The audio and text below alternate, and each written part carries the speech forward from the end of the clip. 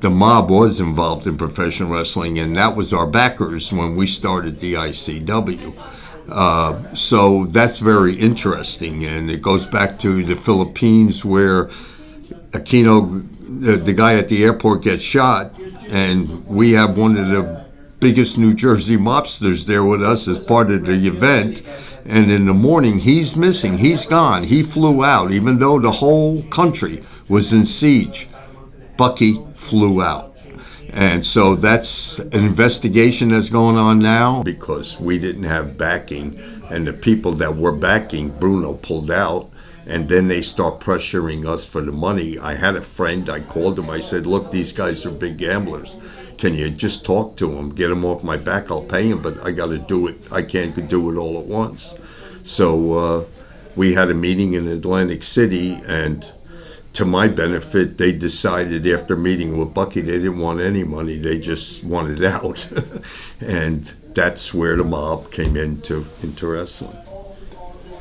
What were they like to deal with overall? Because they were involved with Montreal, the Montreal territory too, right? Yeah, well, Dino Bravo was involved with us. Oh, okay.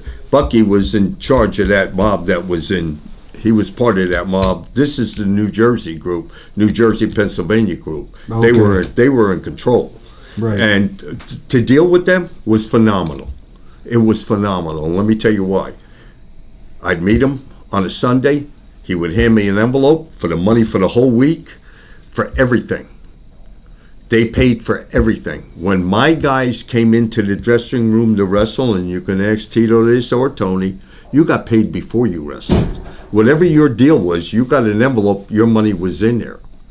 So there was never a question for money. It wasn't if there was 10 people in the house or 10,000. You got paid before you walked into that ring.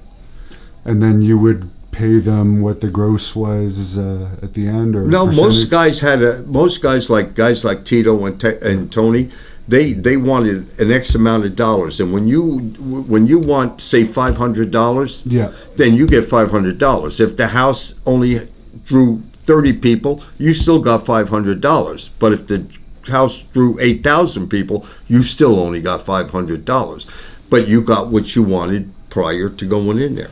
And what did Bucky get out of helping you? Well, what I found out later was Bucky paid for the hotels, he paid for the airfares, he paid for, guys would, you get a hold of Tony, he'll back this up, guys would go to, he'd take you all out to dinner. The guys after the show, you didn't pay for nothing. But they were using bogus credit cards, which I didn't know.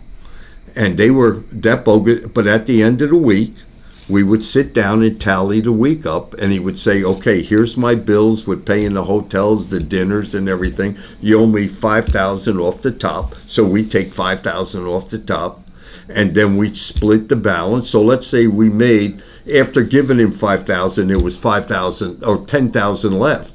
So he would get $5, I would get $5.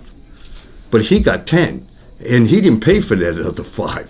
I didn't know that till much, much later.